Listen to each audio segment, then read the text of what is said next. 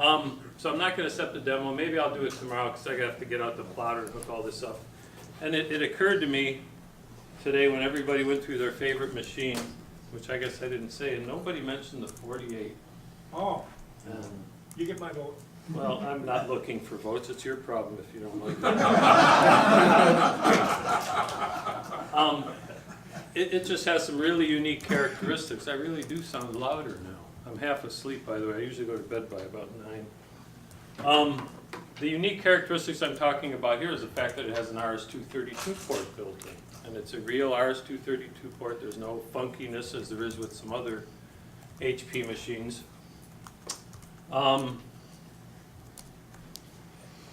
let me just talk about this. So the RS232 port and the clock and alarm. The clock and alarm I'm going to talk about some more tomorrow because I'm going to talk about some audio capabilities. Some of you may be as vision deficient as I, and I found an actual audible alarm clock quite handy because I don't have to reach for my heavy glasses and find out where the clock radio is.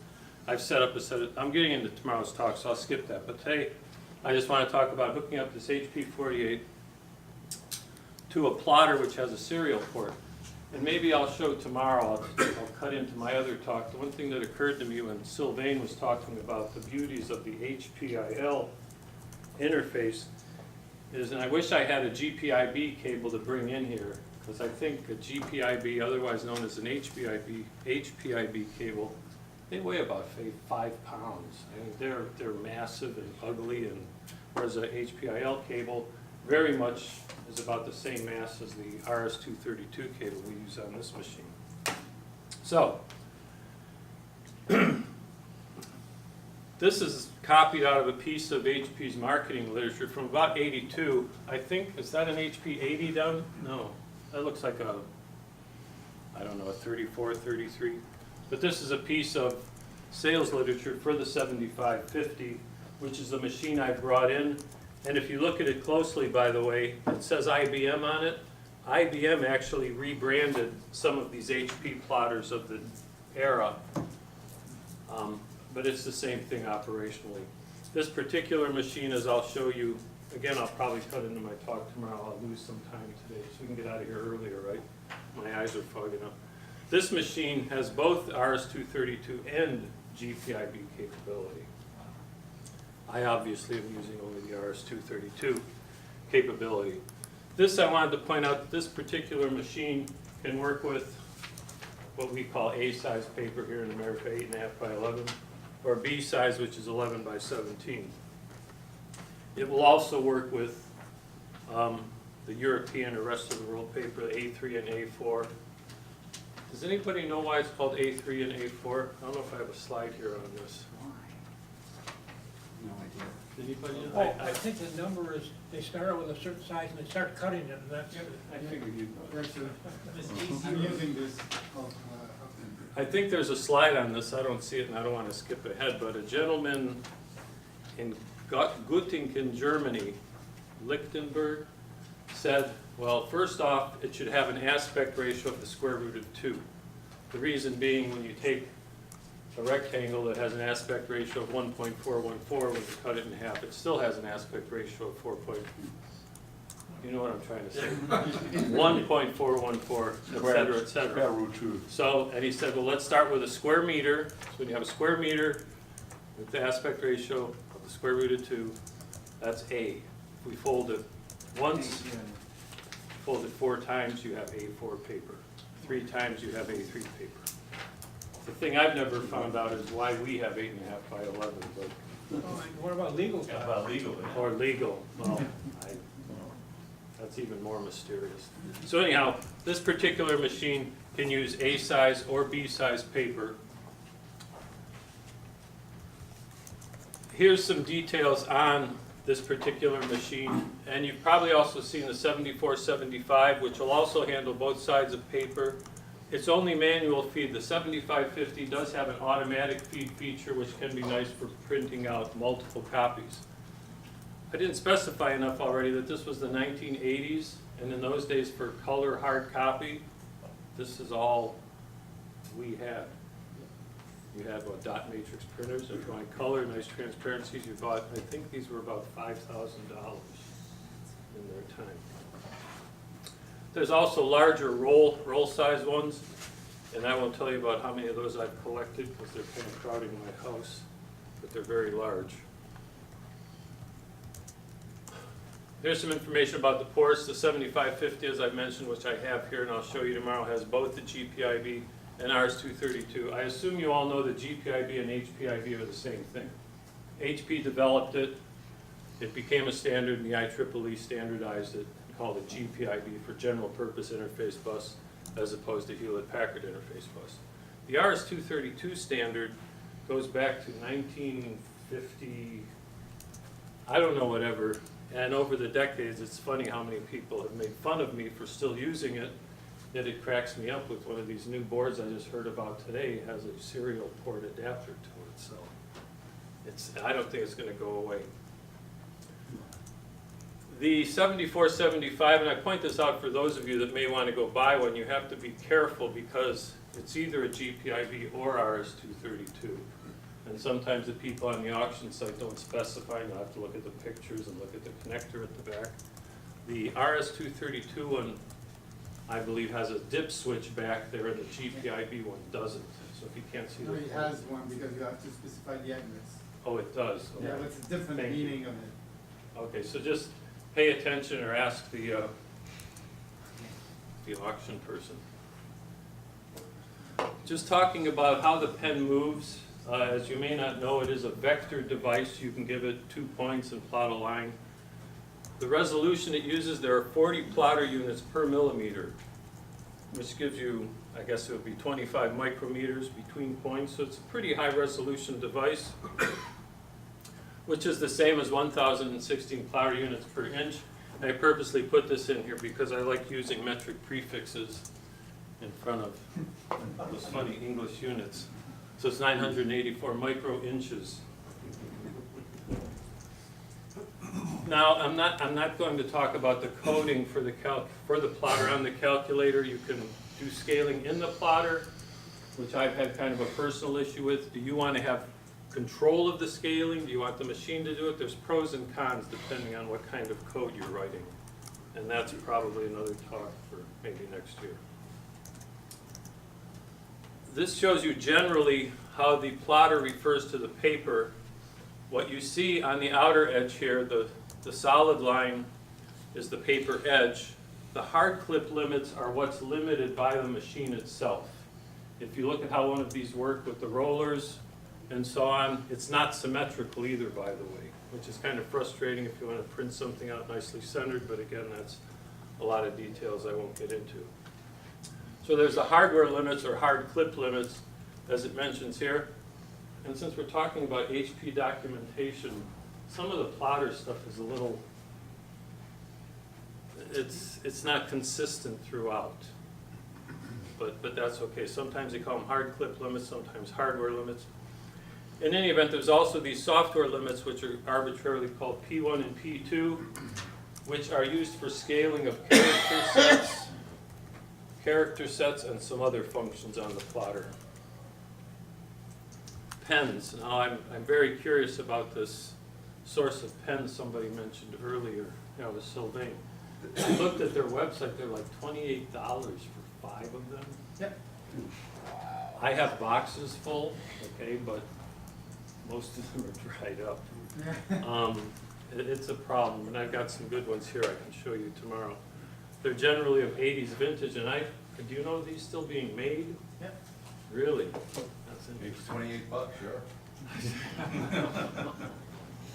In any event, and there's different tips for different materials.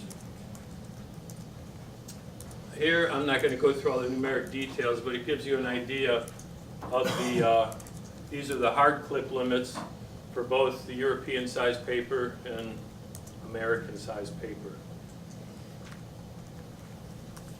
These are those scaling points called the soft limits, which again, I'm not going to talk much about the details, but it's within the hardware limits of the machines. Sorry, this looks like a rerun.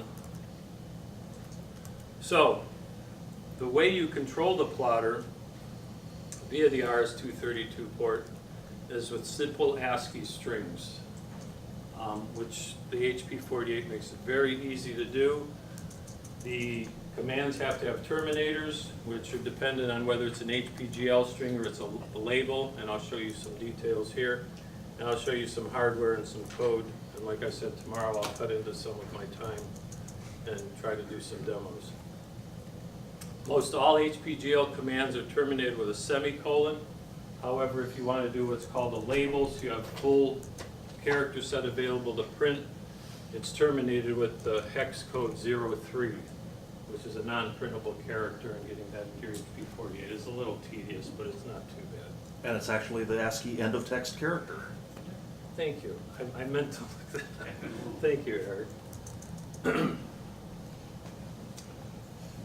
This is very difficult to figure out, but it's much easier to just type the mnemonics in and it works. But it shows you where some separators are.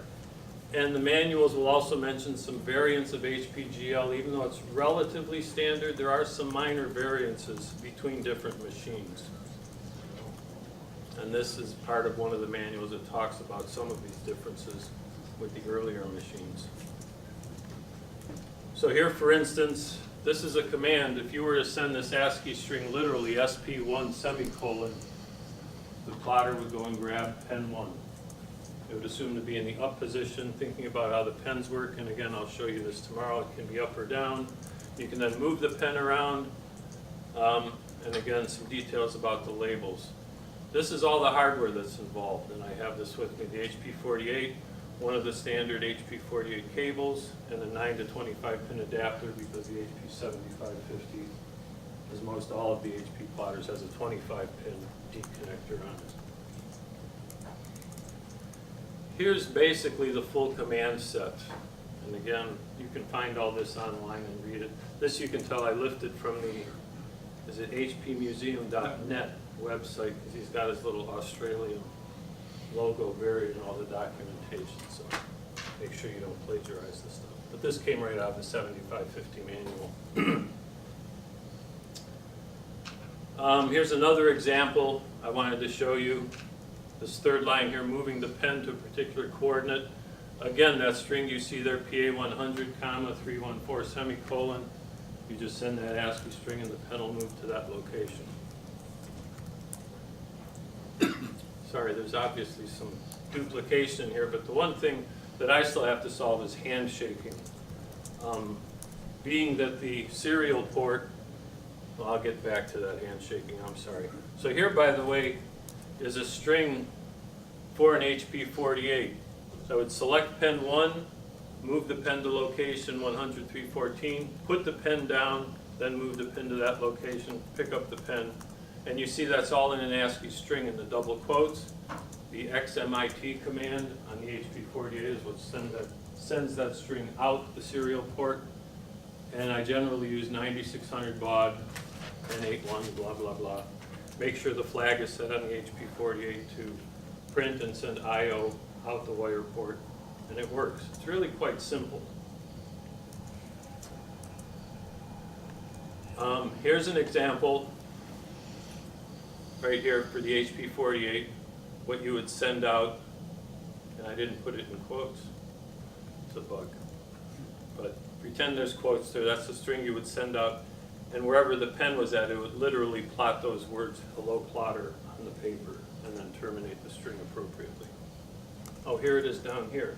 Thank you. See, I even tried to emulate the end of text character down there, because that's how it shows up in the display of the HP48 when you use the character 3. Some more about scaling. These are the basic commands you need. The transmit command, the close I/O, which is always recommended to be used before you start communication. Close it first before you start sending stuff. And the baud rate you need to send it at.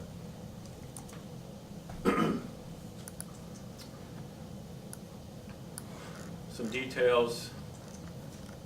Sorry, I think what I did, I wrote 2 presentations and I kind of merged them together. You're seeing some duplicates here. So it's not like I'm skipping over this, it's stuff I've already shown you. This is a fine detail, which is an advantage working on the HP48 with this code. The plotter itself, you can see it wants like an XY coordinate pair separated by a comma. However, as some of you at least I know, an HP48 has a data type, which is an ordered pair, which makes it very easy for working with points and manipulating them in the calculator. And this is one of the reasons I've been working on this for a few years. One time I wrote it not using the point data type, and then I thought, well, that's kind of silly, so I started using the point data type. But then you have to undo that to get it to the plotter, so it's kind of a mixed balance of how you write your code. Here again is the hardware.